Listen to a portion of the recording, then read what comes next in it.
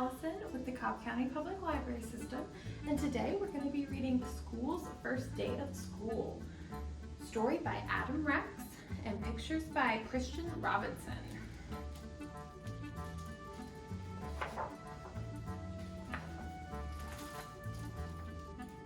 That summer, they dug up the big field and poured the foundation and set brick on top of brick until they built a school.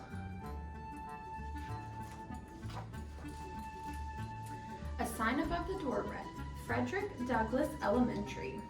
That's a good name for me, thought the school. Most days, a man named Janitor came to mop the school and buff his floors and wash his windows.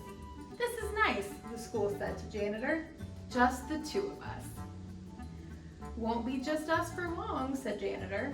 Soon the teachers will come, and then you'll be filled with children. The school creaked. Children?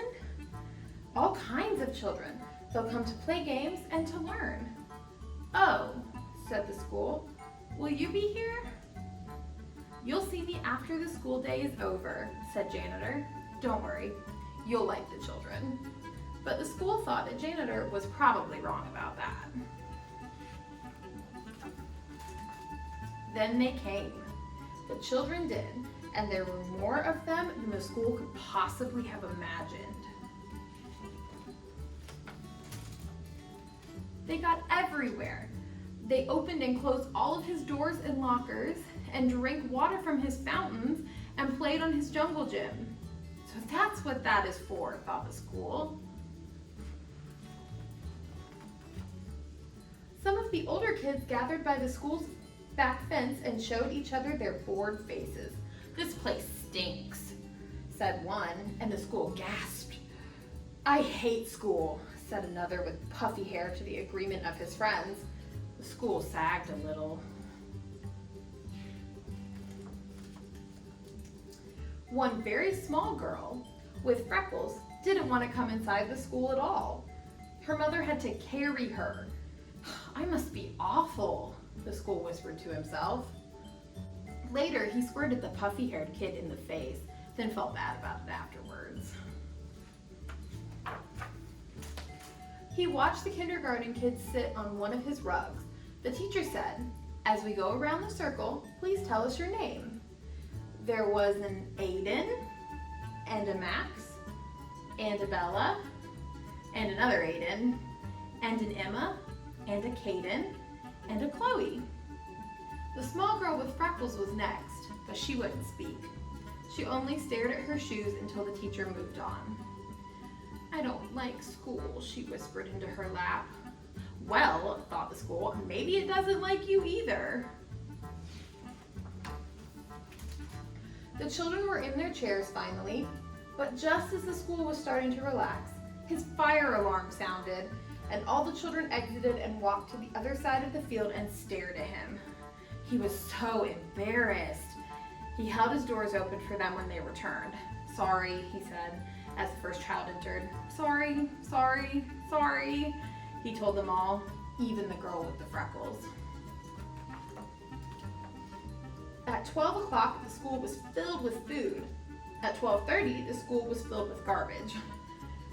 At one table, a boy told a funny joke, and another boy laughed so hard that milk came out of his nose. Now I'm covered with nose milk, thought the school. He had to admit that it was a pretty funny joke, though. Even the girl with freckles liked it. After lunch, the kindergarten kids learned about shapes. A rectangle has 4 sides, said the teacher.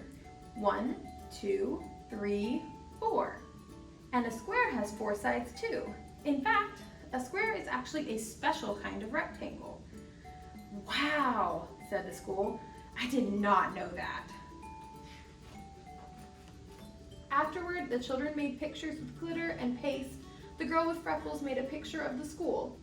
It looks just like me, thought the school, except glittery. It's like she's known me all my life.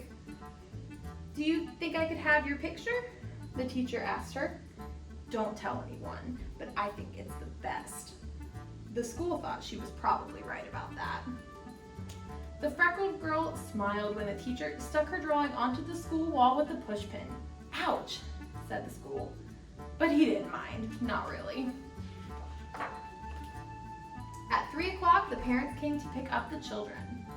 At 3:30, janitor came to pick up the school. "I was full of kids," the school told him, "and I heard a joke, and I accidentally had a fire drill, but everyone was nice about it. And I listened to a classroom and learned about shapes." "You had a big day," said the janitor. "Do you think," the school said, "do you think I could invite everyone to come back tomorrow? Especially that little freckled girl?" Janitor nodded. "I'll see what I can do." Later, janitor sat on top of the school and they watched the sun go down. "In the beginning, I didn't know what I was," said the school. "I thought I was your house." "Nope," said janitor. I suppose some other place gets to be your house," the school added. Janitor nodded. "That's true, but you get to be a school. That's lucky." And the school thought he was probably right about that. The end. I hope you enjoyed it. Thank you for joining me. Bye.